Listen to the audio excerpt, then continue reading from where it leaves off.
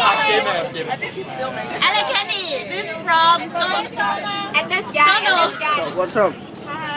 Hi. He's a VP of AKM. So where are we going? Where are we going now? Street read in Cape Cod, right? You want candy? No. It's not free. No. Give it. Give it. Never.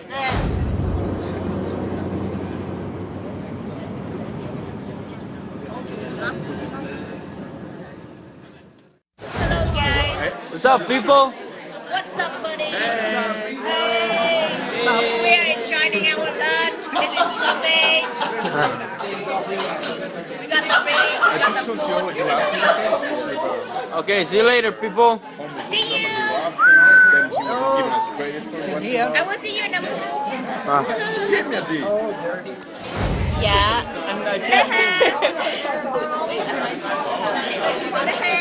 Can you drive for me?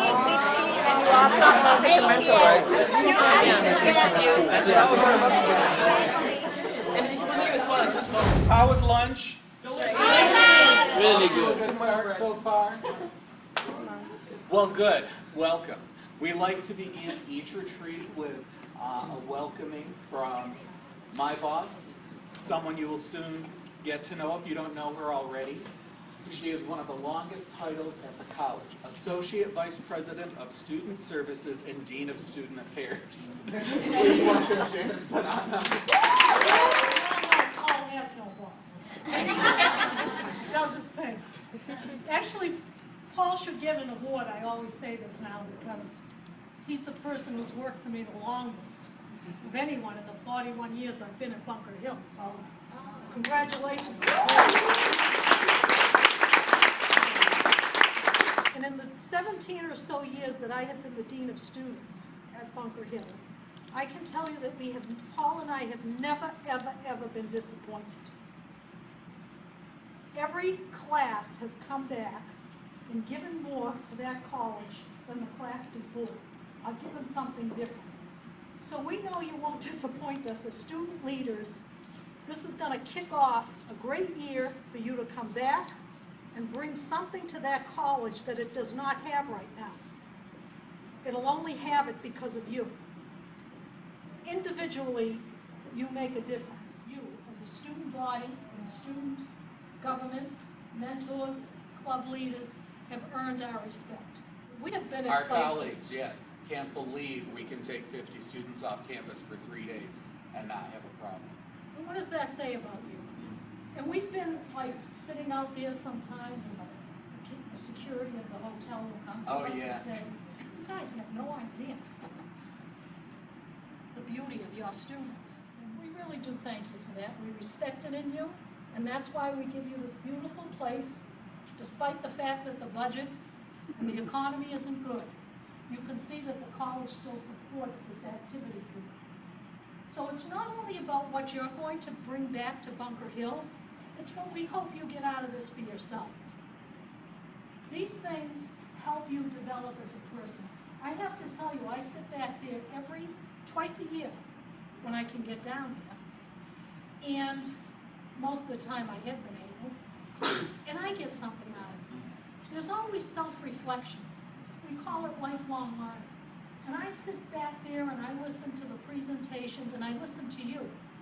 And I can't tell you how much we learn from listening to your feedback and your interactions. So, I always appreciate hearing Dean Bonanno speak because everything she says reminds us that we're a part of something bigger than ourselves. And that's really the exciting thing when you become a student leader and a member of this community. Why fit in when you were born to stand out? Why fit in when you were born to stand out? Good way to start. Why fit in when you were born to stand out? I'm funny.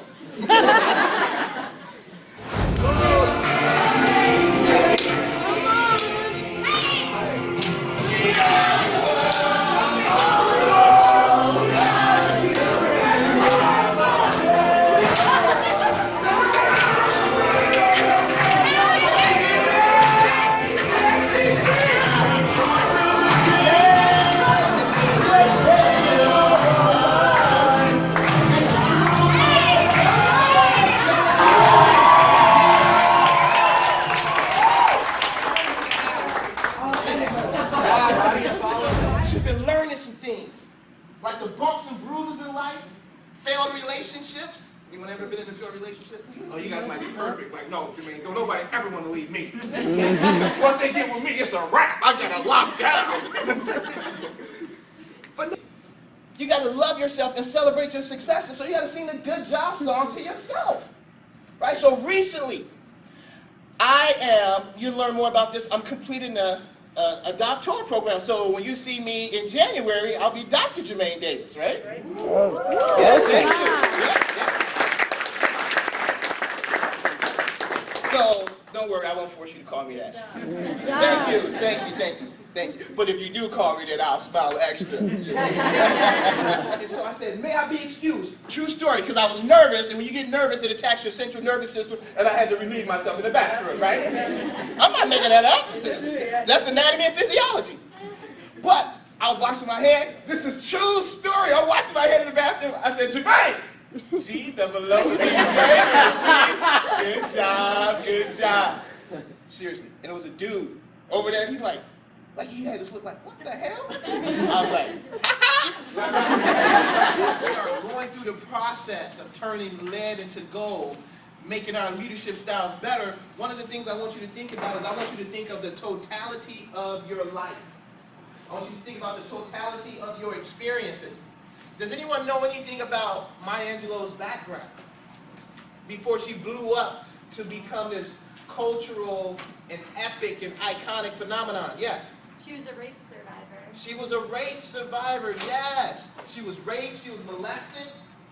How many know that Maya Angelou used to be a prostitute? Did she not speak for a number of years? Yes. As a matter of fact, thank you for bringing it up, when she was, I'm not sure if it was the rape or the molestation, but the man was he murdered or beat really bad? He was murdered. Murdered, okay. So he was murdered as a result of that. So she took on that guilt, right? And so, yeah, there was a period, I want to say for about a decade, they thought she was mute. She stopped talking. So she went in. And then later on, guess what she did? She came out. And so this is what inspired some of her best work when she said, still I rise. So these negative things happen to me, but guess what? I rise. But she also talks about a point where sometimes people go through challenges and adversity, and this is going to be my presentation tomorrow night, but just to give you a snippet, when we go through challenges, sometimes people get knocked down, and then she said they just park. They just park in life. They stop. So they don't turn their lead into what? Gold. So she looks at the context of this. Go ahead, Paul. You got to go through that process.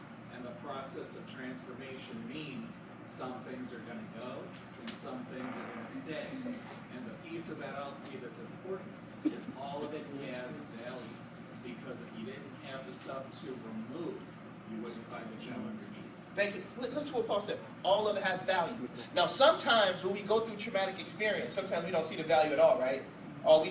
We see the pain, the suffering, the turmoil. Observation, teaching point. What happened powerfully that demonstrated great leadership between an interaction that just happened between them? Yes? Perspective. But in the midst of sharing some different perspectives, what happened? They agreed. Respectful oppositional views. Yes, they were respectful. Yeah. He listened. Could he have got emotional? He could be like, yo, I'm from Cuba. What the hell you talking about? You president of the Haitian Club. Stay in H-Town, I stay in C-Town. Right? So no, come here, sit. So what else did you observe between these two? They're both passionate about their opposing views. Yes. What else did you notice? Yes. They took a risk. Yes. So with that said, like Paul tasked me with these. You get like $50 for. You both get $50. Now, here's what I'm saying. You took a risk. When you got the nonverbal pushback, you were still respectful.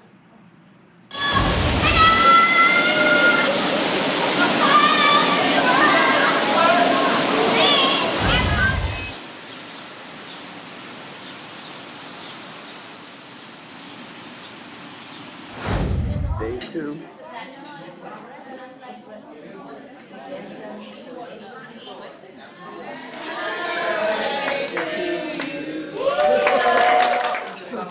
Okay, for you. This is for me? Yes. Oh, yes, you're so yes. sweet. You don't have to sit on Okay, I don't have to. Okay, okay. Okay. Thank you.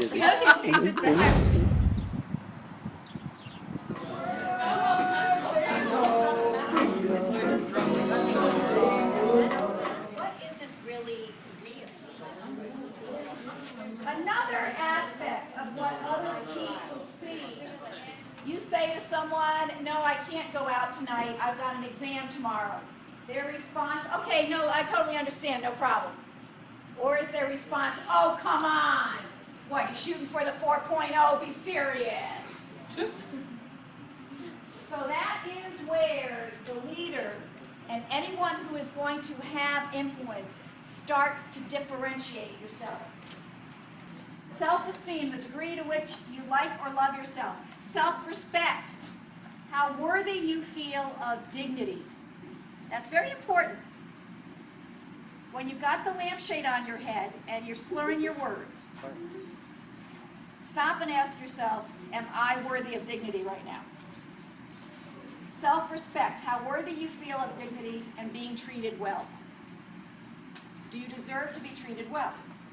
Are you acting and conducting yourself in a manner that says you are worthy? I love it when people get into arguments of, well, they disrespected me. Well, what were you doing? And I'm thinking, well, I wouldn't respect you either, pal.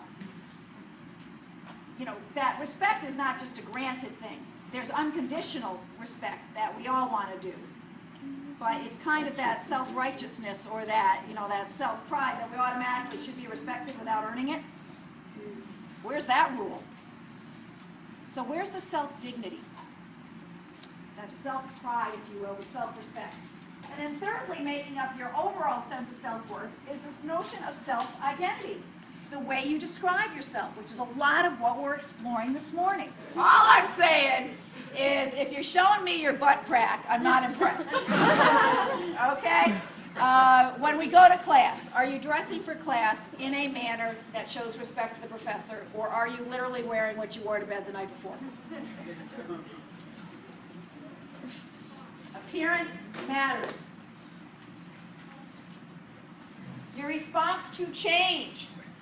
In other words, understanding that bad things happen to people, and instead of asking if you're going to get an A on the exam, asking how, and then doing the how so you get the A. How do you respond to change is an important part of your self-worth. Your health and your fitness. Are you taking care of yourself, or are you surviving on Red Bull?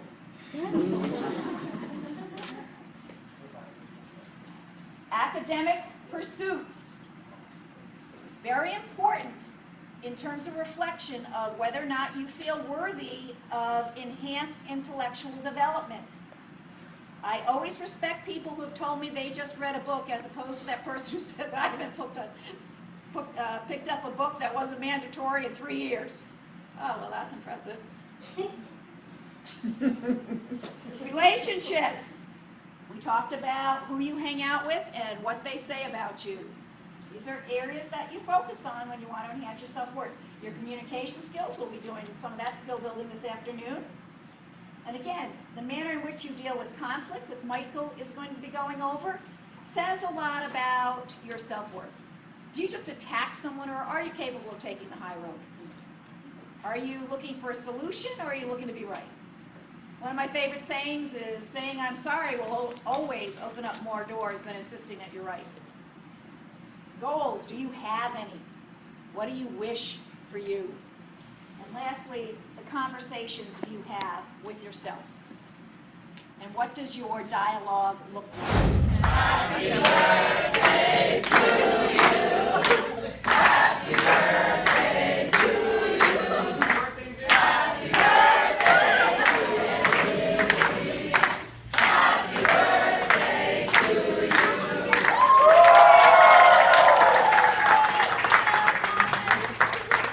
Thank you so much. It's such a surprising, but I love you all. Thank you so much.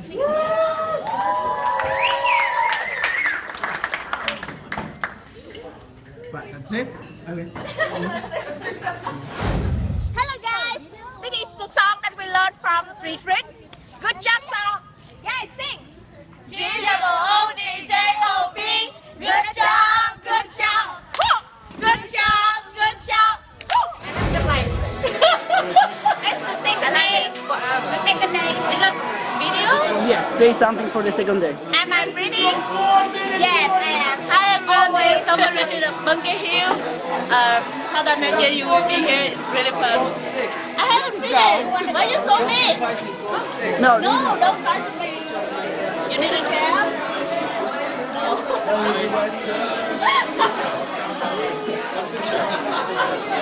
No, it's video.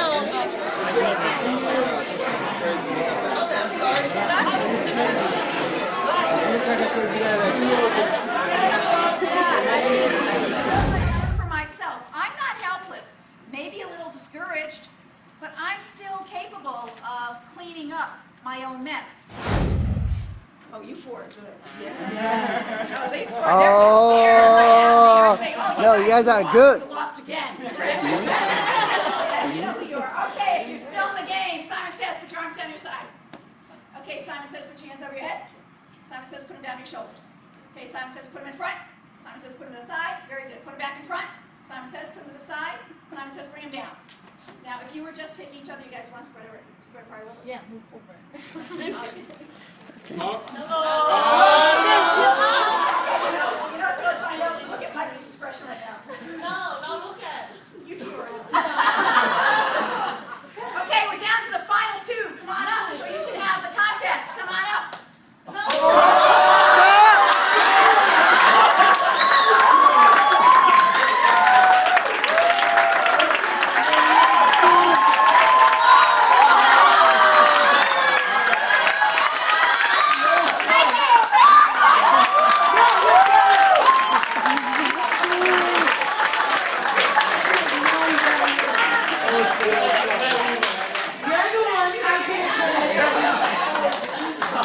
That's the first thing. And by the way, that's a quick way to divide a team up.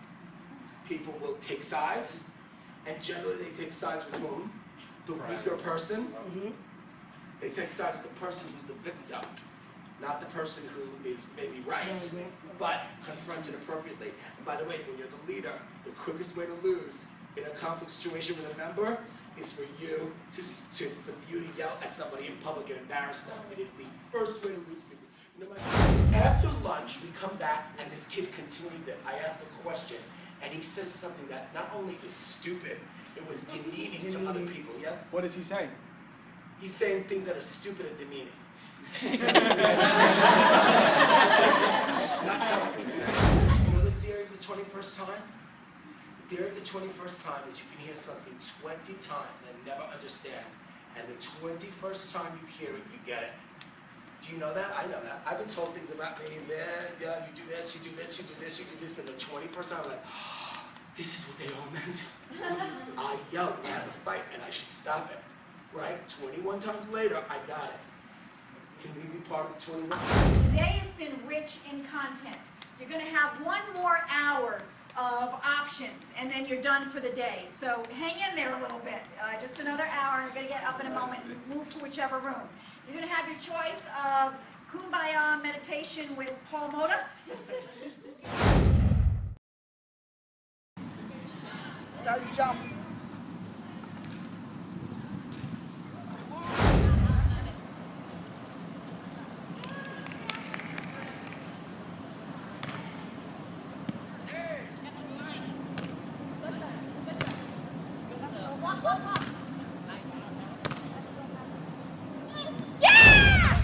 Blues are most romantic. Truth be told, when you think about spending your life with somebody, you think that person's out there and you just need to find them. You have a soulmate that's waiting for you. And you have to kiss some frogs before you find it. But if any of you are dating a blue and you want to get them the ideal gift in romance, don't get mad at this. Leave them an apple wherever they live with a ribbon wrapped around it. And you write on the ribbon, you're the apple of my eyes.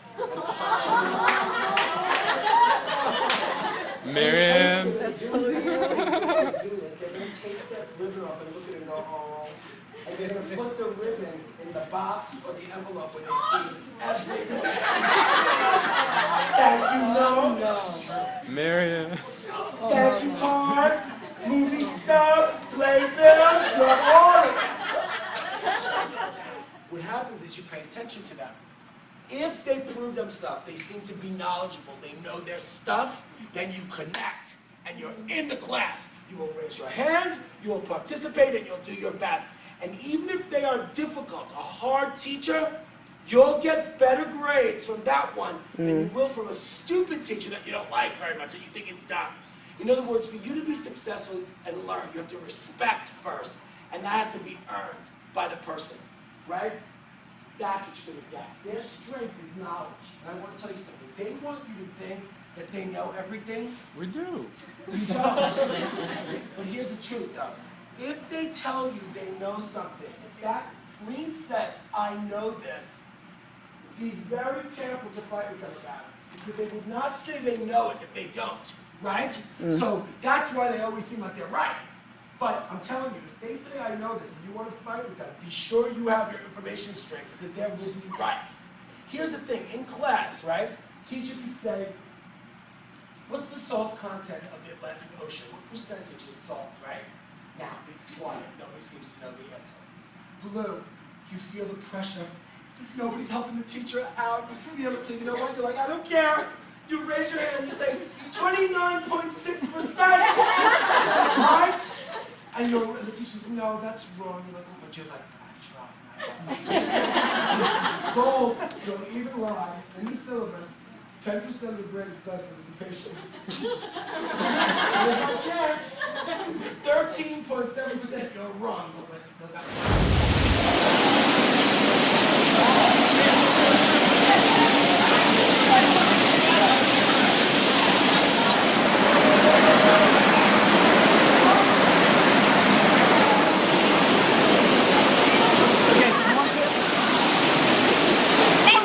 Good job, good job, good job, good job. G-O-D-J-O-B.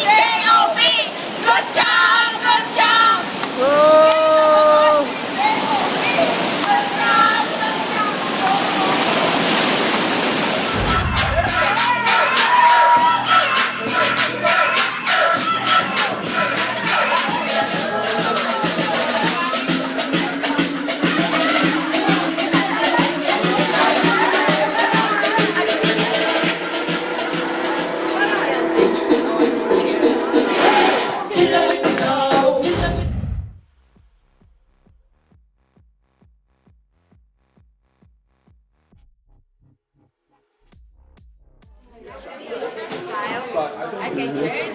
Okay.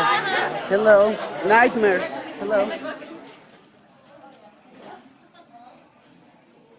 Okay, hello everyone. My name is Jessie, and this is the last day of the retreat, and I feel so happy. I feel so sad about that. I have learned a lot of experience from the retreat. I met a lot of my friends, and this is the last meeting that we're gonna have. And the recorder is Thomas. I have to say thank you to Thomas. Yeah. Yay. Okay. And let's go. Okay, let's go. We're late. Ready to head back out? But the real question is, are you different? Do I hear music? Yes. You hear Anita Baker. I hear Anita Baker. It's Anita Baker. Raise your hand if you've made a friend or two. A lot of friends. Oh, raise your hand if you made a lot of friends. I'm sorry. Raise your hand if you feel like some things in your own life now need to change. And raise your hand if you really do, and you don't have to raise your hand if you don't want to, but appreciate the people around you a little bit more, understand yourself a little bit more, and you now believe you are one of those shining stars. You see, that means you've done your job well. It means not only did you show up, but you made a difference to change while you were here. So one more time, look at the person to your right and your left and say, good morning, shining star. Good morning, shining